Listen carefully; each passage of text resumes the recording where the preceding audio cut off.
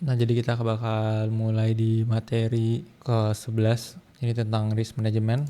Di sini gue bakal singkat aja ya, karena yang ada di materi nggak mungkin gue baca satu-satu. Jadi kenapa meskipun udah punya base macro view, kita tetap butuh namanya risk control. Di sini pertama, kenapanya strong view, weak rules, essential protection against unexpected market moves that can undermine the strongest strategic position. Ya, jadi singkatnya meskipun kita di dalam makro dengan bias atau tesis paling kuat dan kita all in gitu atau nggak punya risk position yang bagus, itu tetap aja bisa ngancurin portofolio secara jangka panjang.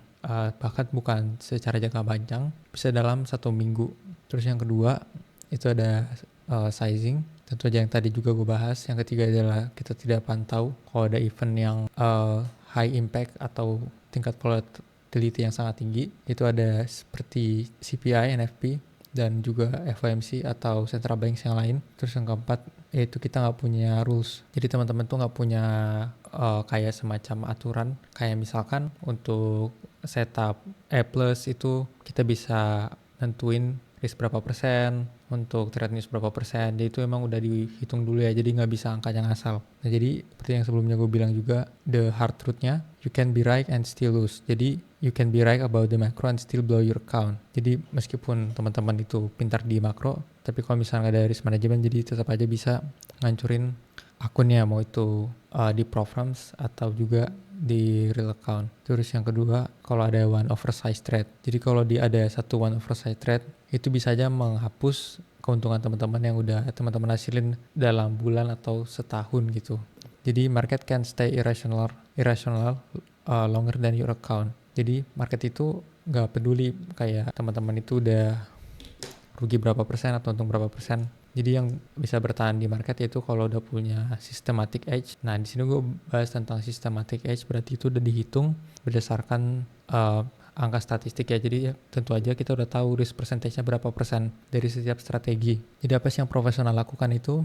Kita pikirin downside-nya dulu, baru upside-nya, atau kita mikirin risk-nya dulu sebelum keuntungannya. Nah, yang ini teman-teman bisa baca sendiri ya, yang ada di materi di sini. Jadi ada 4 layer gitu. Jadi bukan hanya stop loss. Jadi yang pertama, teman-teman harus tahu risk loss per trade itu berapa persen. Terus yang kedua, teman-teman harus kayak punya batasan how much you can lose in day, week, or month. Jadi teman-teman harus tahu batas rugi per hari, minggu, dan per bulan. Terus yang ketiga, yaitu ada event risk. Jadi di sini teman-teman harus tahu kalau ada news CPI, NFP, dan central bank lain. Dan juga yang keempat itu macro regime risk, volatility and behavior in the current market regime. Jadi teman-teman harus perhatiin juga.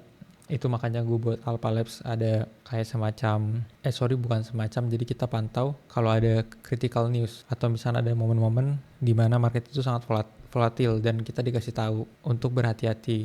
Nah, kalau di Alpha Labs itu ada penjelasannya kalau kita untuk tidak mengambil tindakan atau kita harus netral. Jadi bakal diingetin untuk berhati-hati.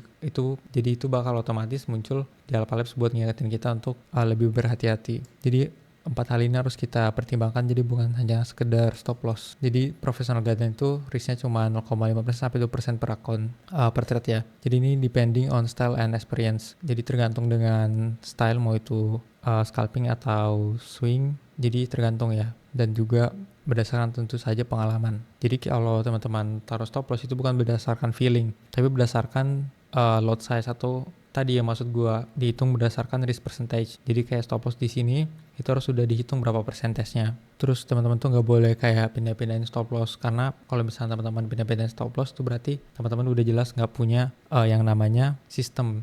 Berarti teman-teman langsung terjun tanpa punya sistem tuh biasanya bikin teman-teman geser-geser stop lossnya. Nah, di sini di calm condition teman-teman tuh bisa pakai normal size, tapi kalau misalnya di high volatility condition seperti ya lagi ada geopolitikal gitu, lagi ada intense kayak perang atau hal geopolitik lainnya, teman-teman bisa kayak lebih jauhin gitu stop lossnya, atau di sini bahasanya kan wider stops, karena di saat momen tersebut itu di sini tertulis jelas price swings are larger and faster. Jadi kayak itu bisa cepat spike atas atau spike bawah. Terus juga pro questionnya, as before you press buy, what is the normal daily range right now? Does my size and stop make sense in this environment? Jadi kita harus tahu dulu nih environment sekarang tuh lagi kondisi normal atau enggak. itu buat mempertimbangkan dari stop loss tersebut. Oke nih, jadi decide in advance, not in the heat of the moment. Jadi problemnya dulu what can go wrong. Jadi high impact events cause a gap, slippage, and spread widening. Jadi tentu aja kalau misalkan ada high impact itu bisa gerakin spread, slippage, dan juga bakal ngebuat market gap kan. Terus ada option A itu stay flat through it. Jadi saat momen tersebut yang penting gak usah ngambil posisi, atau option B-nya bisa reduce size atau kurangin posisi. Jadi teman-teman terus punya plan gitu. Jadi teman-teman harus punya komitmen. Jangan pas udah di tengah jalan tuh bingung dan gonta-ganti. Jadi memang harus nentuin sebelum momen itu terjadi atau sebelum trade itu diambil. Di sana tertulis decide in advance how you handle events, not in the heat of the moment when emotion run the show. Jadi biasa kalau misalkan teman-teman gak punya plan, pas lagi di posisi itu pasti nanti emosi yang take control. Terus saya must watch the horizon you trade. Ini seperti yang tadi gue jelasin, teman-teman bisa baca lagi di sini. Terus di sini ada poin yang belum dibahas dari sebelumnya. Lifestyle and psychology, time frame and position size must fit your lifestyle and psychology. Mismatch is what blows account. Jadi time frame dan posisi sizing itu harus disesuaikan dengan lifestyle. Itu maksudnya di sini kayak teman-teman bisa mantaunya kira-kira berapa lama di market, dan juga teman-teman harus atur sesuai dengan preferensi pribadi. Nah di sini jadi kayak set limit dulu seperti yang tadi gue bilang ya. Kayak daily loss tuh maksimal lossnya berapa persen, max weekly lossnya. Jadi pas begitu kena tuh harus stop trading dan review apa yang salah di akun tersebut, dan juga teman-teman harus riset lagi kayak benar-benar. Nah jadi teman-teman harus riset lagi. Jadi kenapa sih ini penting? Karena itu stops the spiral. Jadi hard stop itu can stop emotional revenge trading and deep account damage. Jadi kan ya ini yang sering terjadi kalau misalkan teman-teman lihat juga di sosial media banyak yang revenge trading dan juga emotional trading itu karena nggak punya strategi atau nggak punya statistical edge. Jadi yang paling penting di sini misalkan teman-teman sama-sama ngelong satu bentuk aset gitu, kayak misalkan ini gue trade-nya kecil-kecil kok ya, ini long Euro USD 1%, GBP USD 1%, USD JPY 1%.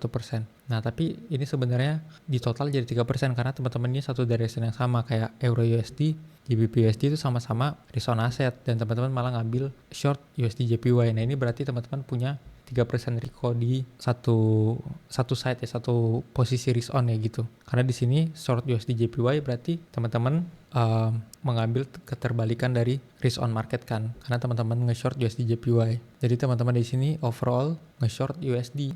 Nah ini berarti total risk teman-teman itu sangat besar. Jadi harus dipikirkan matang-matang. Terus kita harus match size to regime. Jadi teman-teman seperti yang penjelasan sebelumnya, teman-teman itu harus lihat kondisi makro. Kalau misalkan lagi tidak memungkinkan, itu bisa untuk ngurangin posisi atau bisa hold position dulu atau jangan ngambil posisi dulu. Nah di sini paling penting menurut gue dari penjelasan yang di sini, know when to press your edge and when to defend and survive. Jadi teman-teman tuh harus tahu kayak celah dari trade teman-teman tuh ada di mana. Jadi begitu momen itu muncul, jadi kita nggak pakai feeling. Pas begitu momen itu muncul kita baru bisa take action. Terus write the rules before you need them. Jadi kita teman-teman tuh seperti yang gue bilang tadi di awal harus punya rules yang teman-teman udah tulis. Jadi yang pertama teman-teman harus tahu risknya dulu. Terus yang kedua teman-teman harus adjust position. Nah begitu ada event teman-teman tuh harus tahu jadwalnya biar nggak loss di saat event tersebut. Terus teman-teman punya cap drawdown, jadi kayak ada batasan daily, weekly atau monthly loss. Terus yang paling penting great traders itu survive bad periods so they can capitalize on the good ones. Jadi jangan pas teman-teman lagi momen lagi bagus teman-teman udah kehabisan kapital, karena pas di bad periods teman-teman tuh nggak bisa survive. Jadi kira-kira kayak gitu dulu teman-teman. Kita bakal lanjut di modul terakhir yaitu modul 12.